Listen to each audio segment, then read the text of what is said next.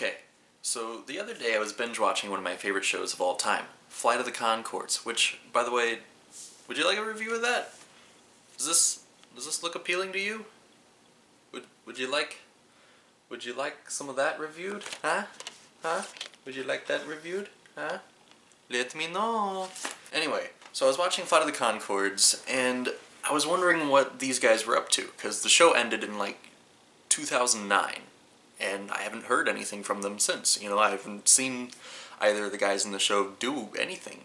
So I decided to look them up on IMDb, and Brett McKenzie went off to do, music and stuff for the Muppets, but then I saw one of the main guys, Jermaine Clement, and one of the directors of a few episodes of the show worked on a movie together that came out on Blu-ray just the other day. And that's how I found the masterpiece that is What We Do in the Shadows. Cue intro.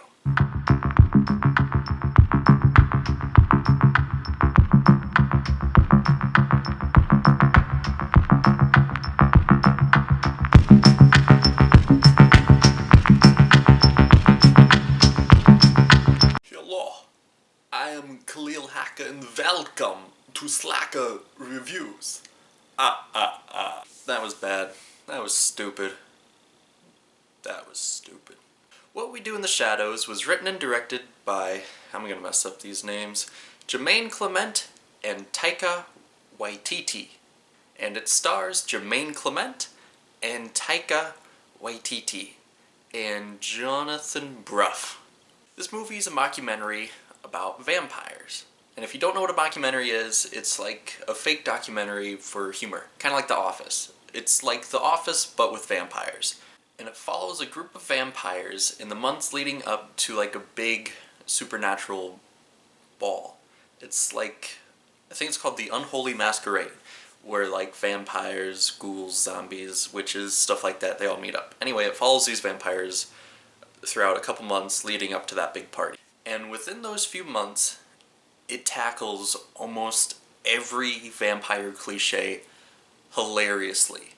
This movie is hysterical. You know how, vampires can't see themselves in the mirrors?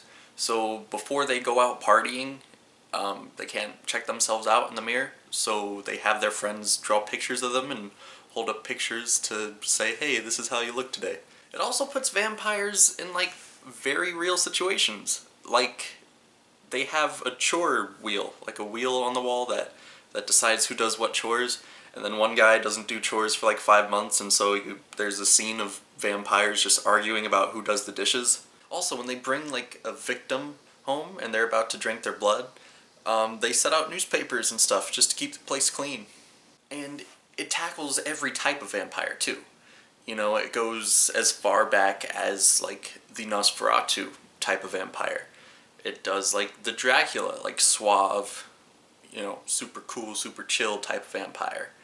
And it tackles what a vampire would be like now. If someone was just bitten. He runs around asking people if they've seen Twilight. And all the actors in this movie are terrific. They all have great chemistry, and they pull it off to make it look like it is an actual documentary. All of their humor is so subtle and so just natural, and it's freaking awesome. And Jermaine Clement and Taika Waititi did an amazing job on the script. It was so great. The sense of humor is a lot like Flight of the Conchords. If you like Flight of the Conchords, definitely check this out. And like I said, I'll do a Flight of the Conchords review if you'd like. That I could do that. I totally like Flight of the Conchords. I could totally do that for you. And it has that sense of directing too. Even though it's a mockumentary, it still has that feel of Flight of the Conchords. And if you've seen Flight of the Conchords and then you go see this movie, you'll know exactly what I'm talking about. The script also has this way of making you feel for these characters. I mean, sure, it's hilarious. It's a great comedy. But you get really attached to some of these characters. There are scenes in this movie where it's actually exciting because you really, really care for these characters. And it's really cool to see that happen in a mockumentary. Also, the special effects in this movie are amazing. There's hardly any CGI, if any. And everything is prosthetic. Everything is practical. It's so cool. There's a fight scene between two vampires, and it works a lot like the Inception fight scene in the hallway where they're crawling around the walls. And, it's all real. It's all actually happening. And I won't spoil anything for you, but there's something that they mention early on in the movie. Like, they mention this ability that a character has, and you don't think they're going to do anything with it. You know, you think it's just something funny. Oh, that's good for a quick joke. And then it actually happens, like, really quickly. It happens really quickly during a chase scene between the vampires and a human, which, by the way, is probably one of the best chase scenes I've seen in a horror movie. If you can call this a horror movie. You know, comedy, horror, whatever. Regardless, it's one of the best chase scenes in a horror-like movie I've ever seen. Anyway, so like for like a split second during that chase scene, they go through with that effect, and it surprised me so hilariously. It was great. I had to pause the movie because I couldn't stop laughing. My only beef with this movie has to be wanting more. I mean, I get it, it's a mockumentary, they don't typically run very long, but I wanted so much more. By the end of it, I was just upset that it was over. I wanted more. The really cool thing about the Blu-ray is it comes with tons of bonus features and tons of additional scenes, and it's worth it. It's really cool. Honestly, this is probably my favorite vampire movie now. I mean, all of the cliches of vampires are tackled in it, but in a very realistic way, which is hilarious. And overall, this is probably one of the funniest movies I've seen in a very long time. And it's very hard to make me laugh at a movie. I just want you to know that. And I was laughing by myself, you know, sitting in my room by myself. Very rarely will I watch a movie by myself and actually laugh out loud at it. But this movie had me in stitches almost the entire time. It was amazing. I loved it. And it totally flew under my radar. I had no idea of it. Like, had I not binge-watched Flight of the Conchords that random weekend, I would have no idea this movie existed. It was really low budget. It was so low budget that in America, for them to play it in theaters, they had to start a Kickstarter program to actually get it in some theaters here in America. So, overall, I'm going to give the movie What We Do in the Shadows an 8.5 out of 10. Totally go find this movie.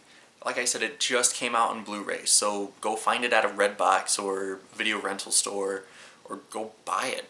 It's very good, and it's totally worth your time. If you're into comedies, if you're into vampires, if you're into mockumentaries, if you're just into having a good time, go check out this movie. So I would like to mention that I do take requests. I'm working on a few requests currently. Leave something in the comments or message me on Facebook. I do have a Twitter now, currently 5 followers, so go find Slacker Reviews. I'm not sure how Twitter works that much, so, I wouldn't expect too much from my Twitter page, but totally subscribe. Go find movie people, go find people that really like movies, and send them my way, have them subscribe. You yourself subscribe if you haven't already. It's cool, makes me feel good. And at 100 subscribers, I will do a very special video for you, everyone at home, you, right there. And also, on my 9th video, I'm not going to say anything yet, but on my 9th video, I do have a very epic surprise for everyone.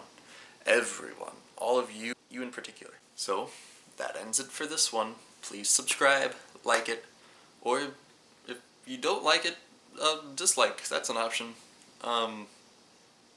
Start an argument in the comments. And, as always, watch movies, my friends.